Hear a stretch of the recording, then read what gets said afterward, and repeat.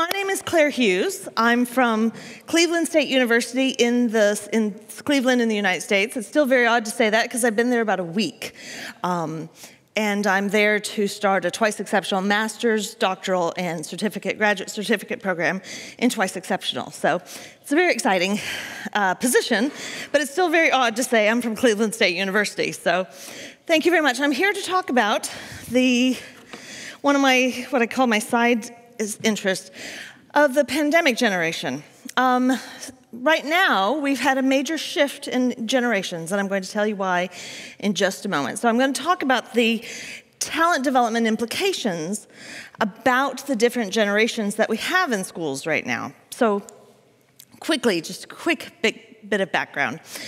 A generation can be defined as a group of people born around the same time. They share a common cultural experience. They're shaped by and reflected in the media. So there's a very tight connection with media. They're not necessarily understood or realized in individuals, but it is a common experience by common members. So, and it's the idea, but all the kids are doing it. And so it's this understanding of what our generation went through or what our generation is like, although it's not necessarily what I am like as individuals. It also has to do with being framed by significant events. So that idea of where were you when something happened? I was there. I was alive during that point. And for those who weren't, it marks a defining moment because we have these defining moments every 25 years or so, and they begin and end different generations. It's very broad. It's very vague. Different researchers will find them in different ways, and it's very sociologically driven. What we've found and what they do find in the research is that people who are of that generation are the ones who are mostly born in the middle, that the ones born on the ends tend to be very sort of like the generation before them or sort of like the generation after them. So there's this definite bell curve kind of an idea of generational characteristics that you share with other generations. So just to sort of set the frame and get an idea of who's in our schools. So right now in our schools, we have baby boomers, and everyone's certainly heard of the baby boomers. They were born at the end of World War II. See how old they are. They're born at the end of World War II and go up through 1960. So one of the caveats that I need to say is that this is very U.S.-centric. So much of my research is very focused around the U.S., but much of what happened in the U.S. sort of has meaning in other parts of the world as well. So I wanted to sort of say that. And it's also a combination of fields. So it's sociology, it's psychology, there's a little bit of media studies that are all sort of thrown in. And so I got very interested in it and sort of stepped in terms of talent development. What does that look like for talent of different generations? And I found some really interesting implications, which I will address at the very end. So we have the baby boomers, and we know many of them, George Bush, the Clintons, the Trumps, Bill Gates. So we have a certain generation of people from that group. And when they grew up, they had technology was booming in their perspective, but there were 3 television channels. They had color television, Cuban Missile Crisis. We had the assassination of President Kennedy. So there were lots of impacts in the history that affected their growing up. They had Woodstock. They were flower children. So there were generational influences and impacts and experiences that even if they didn't individually have them, they understood as a group what was happening in their teens and young adults as well. So on television, what's really interesting is to look at what sort of television impacts they had. Children were represented as doers, and the adults had great wisdom. So you had television shows such as Father Knows Best, My 3 Sons, Leave It to Beaver, where the kids were cute, and there were wise adults to guide them along the way. And kids might mess up, and that was okay because parents were there to save and to rescue and to guide and to have a wise word at the very end. So this was this idea of innocent childhood. Baby boomers tend to be very competitive. They tend to work very hard. They tend to work towards teamwork. They tend to be very optimistic as a generation.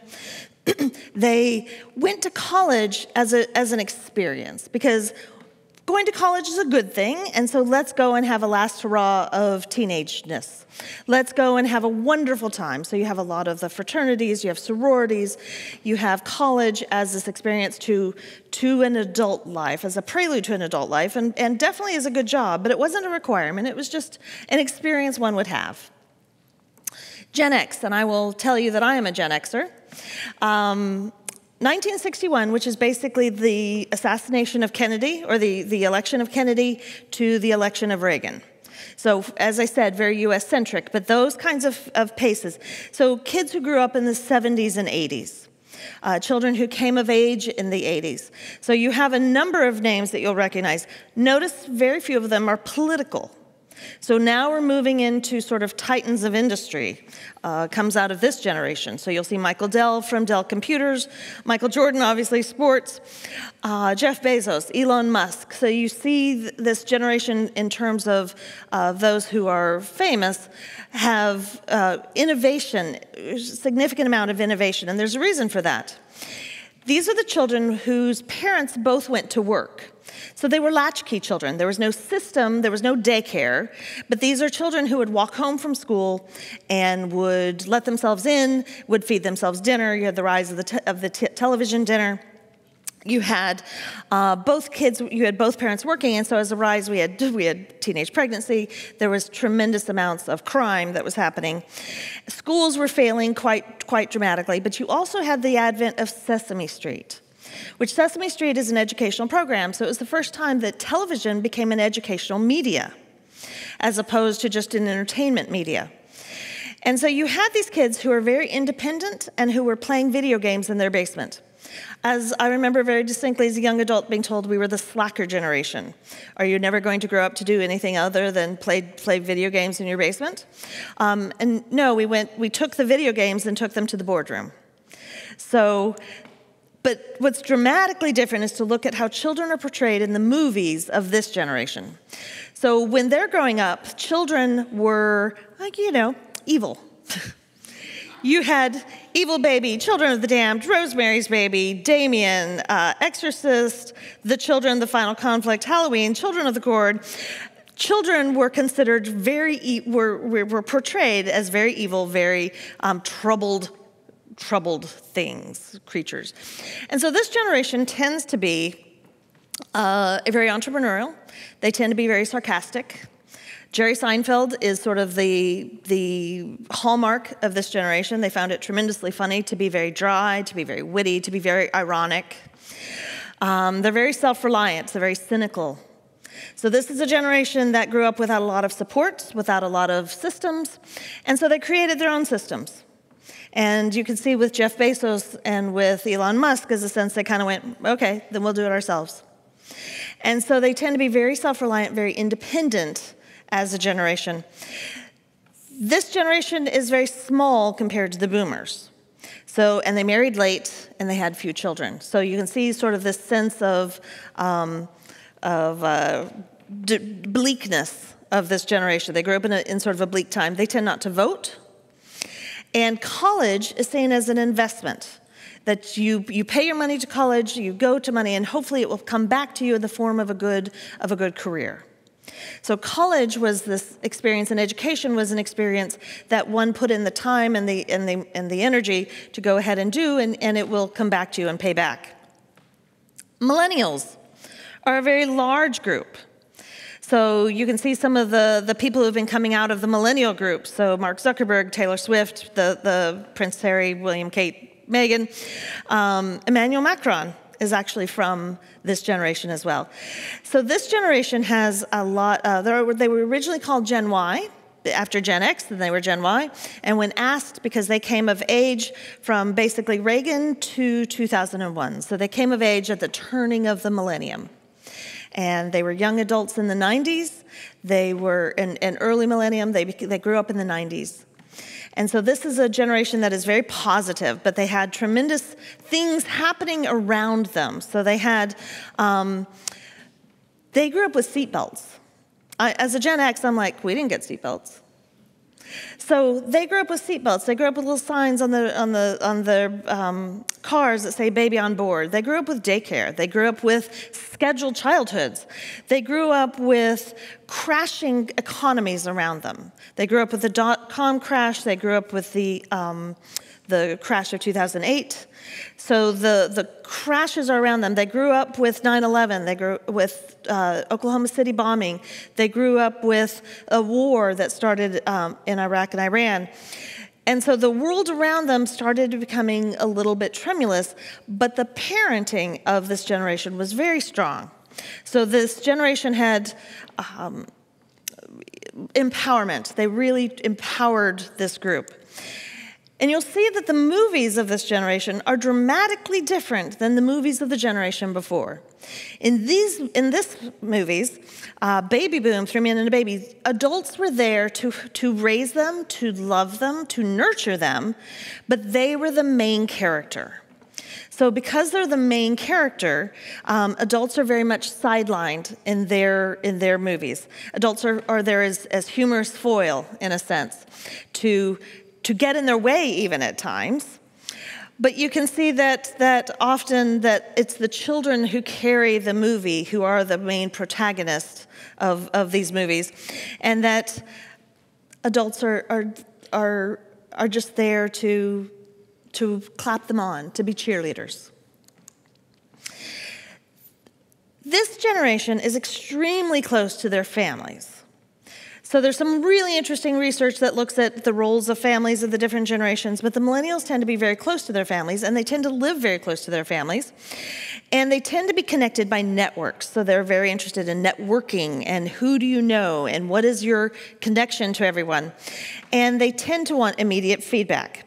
This is the group that they're very risk averse.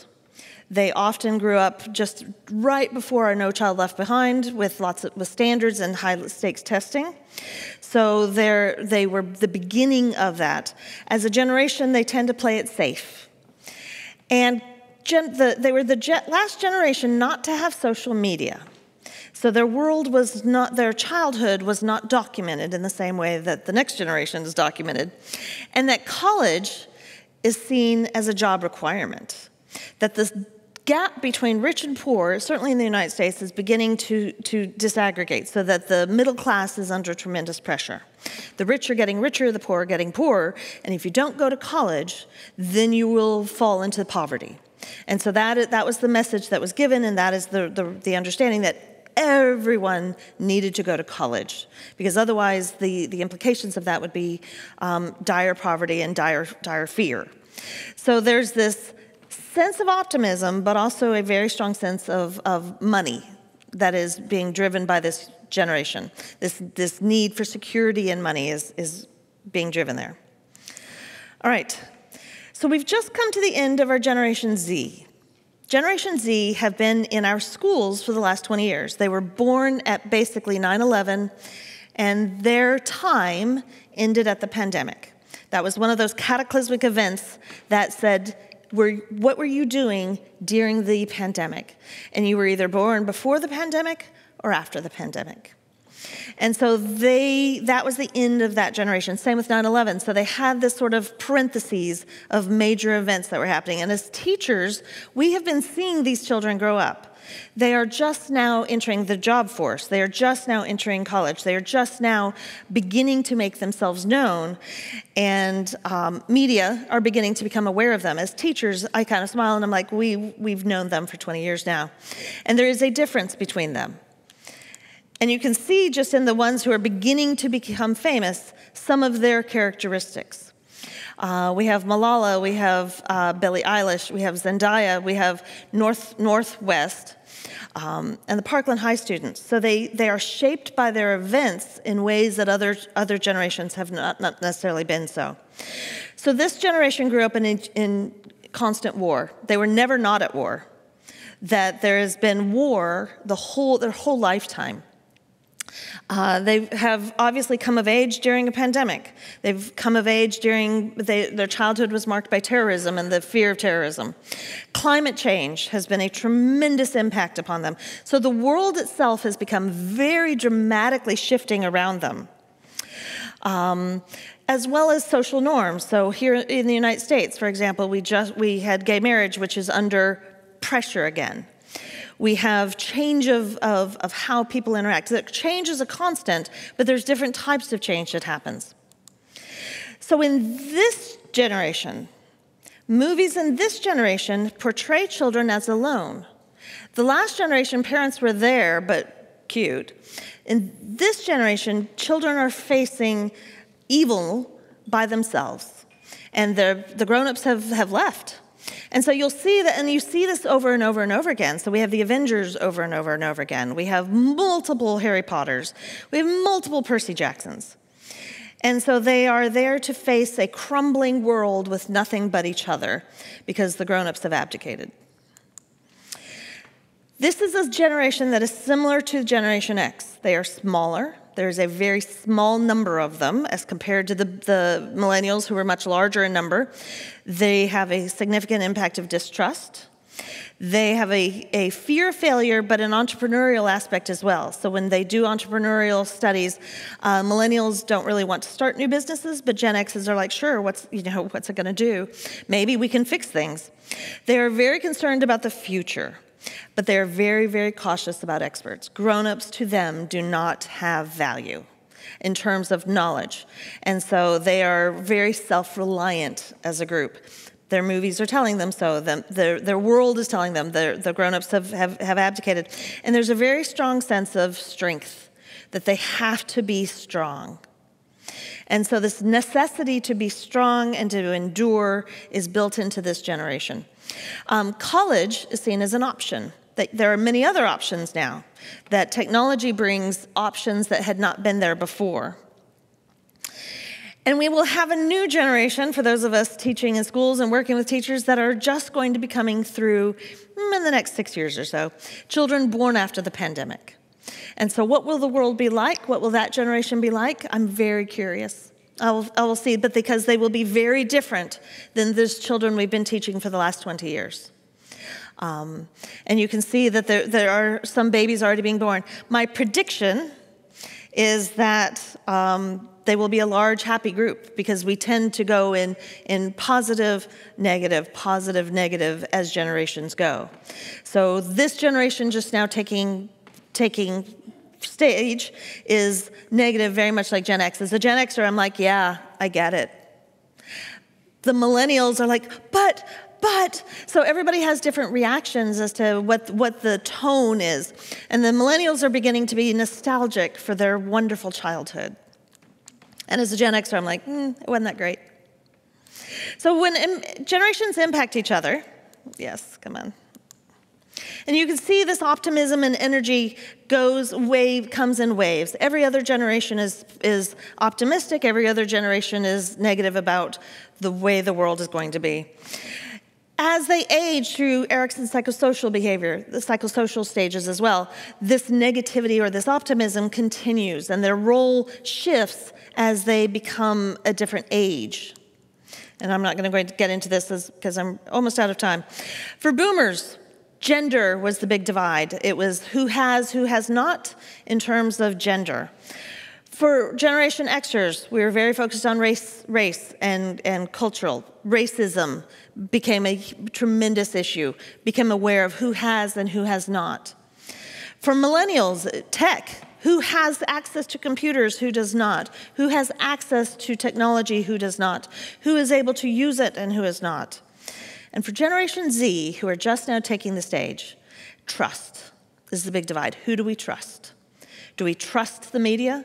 Do we trust the person? Do we trust the system?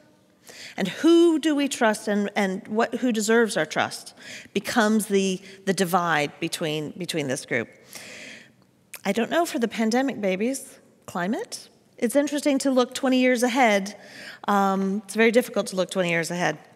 I predict that Gen X will change their name to the pandemic generation, though. They are Gen Z. Sorry, it's a typo. Gen Z will change their name to the pandemic generation because they are coming of age now. This is what is going to define them as a generation, is their response to the pandemic and climate change. I believe that this generation is going to come up with strategies. They are independent. They are resilient. They are entrepreneurial. I believe they're really going to be working on impacts for climate change, medical breakthroughs. So this is a generation that will be making tremendous change in response to the world that's changing around them. And there will be a tremendous impact on individual responsibility, less so on governmental. So they will achieve much of this, I predict, through individual aspects and individual work based on with group collaboration. And I predict that the group that's coming up, the babies that are just now being born, will be very optimistic and have a very different sense of boundaries than the rest of us. So in schools, there are 4 generations. The board is generally the boomers. The principals, the ones in charge, the lead teachers, tend to be Gen Xers. The teachers tend to be millennials. And the children themselves are just now finishing being Gen Zs. And so we've had this shift, and I wanted to just sort of end here that each generation comes out with talent based off of the generational norms. So the children of the 20s, the boomers came out with questioning, organizing. We must question, we must organize everything. And as a result, we have the Clintons and Trump and Oprah who question everything and organize.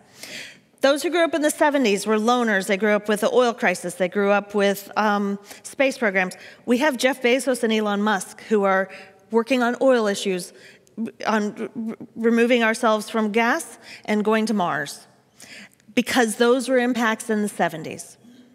We have the children of the 90s who are talking about collaboration, who were sitting in schools where we talked about collaboration and group learning.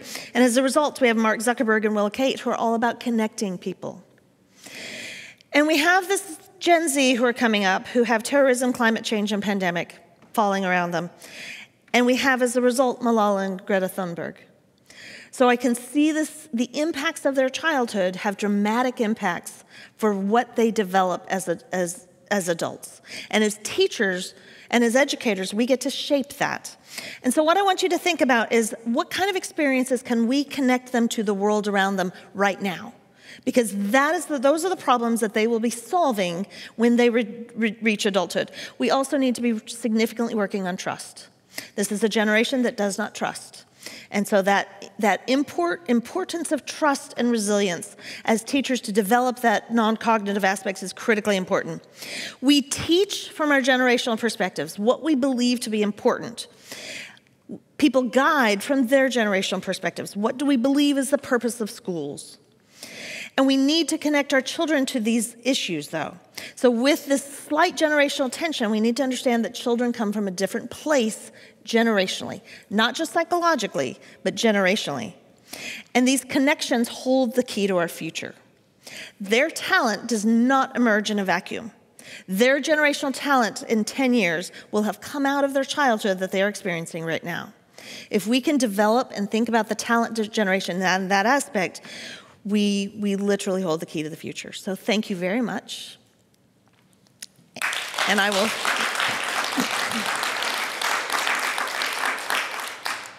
There you go. And we have the next speaker.